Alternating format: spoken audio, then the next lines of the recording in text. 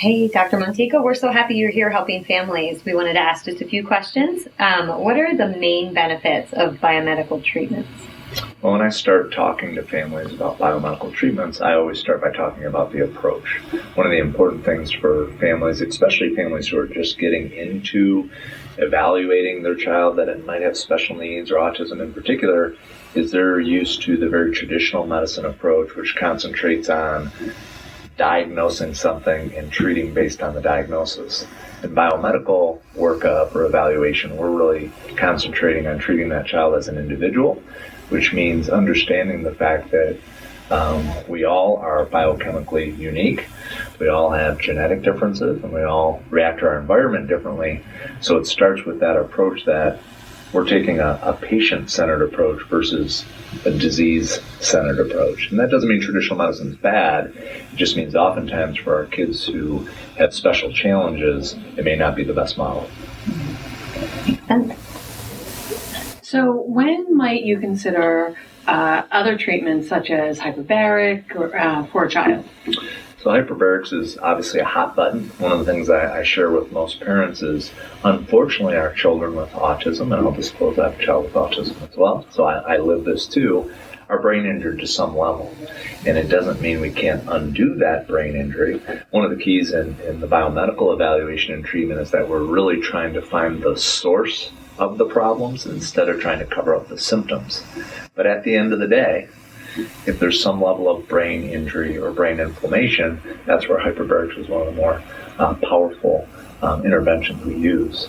Hyperbarics can be used at any time. I think when hyperbarics was starting to get popular, the idea was, that's what you do at the end. I don't necessarily agree with that, but I definitely don't think it's something that parents should just jump into without having a biomedical partner who has experiences with hyperbarics.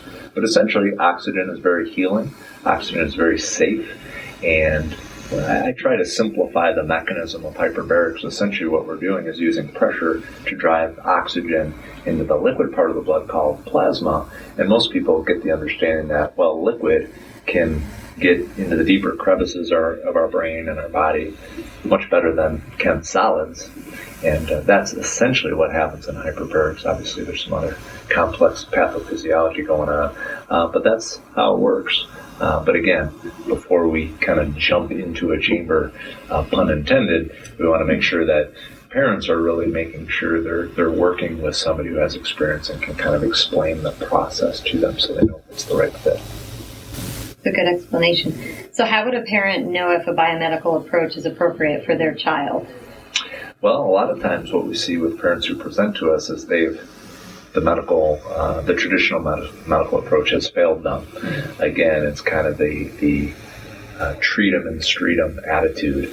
You have a diagnosis of autism, you go to ABA therapy. ABA therapy is very valuable. But my concern with the quote diagnosis of autism is it's simply a description. So autism is children who are having difficulty with communication, might have repetitive behaviors, and have trouble socialization. But that label of autism doesn't tell us anything at all about how we might treat the actual problem. What's the source of these symptoms? So when parents kind of hear that type of explanation, then they kind of, instead of thinking as biomed as some fad, or I like to describe it as functional medicine. So if we understand how the body functions and support it, the body does better. If we understand that children with autism or any other condition, for that matter, are individuals and should be treated as individuals, then people understand, wow, okay, this approach really isn't some fad, quote, protocol. And we've talked now, a lot of the doctors have been doing this for quite some time and say, well, geez, we used to call this a protocol, and that was probably one of the worst things we did, because that's about the last thing we want to do.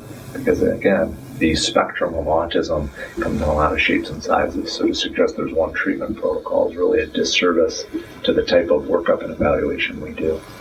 That's perfect. That makes perfect sense. Thank you so much. Yeah, We're so happy to have you here in Pennsylvania helping our families. Yeah. Thank you.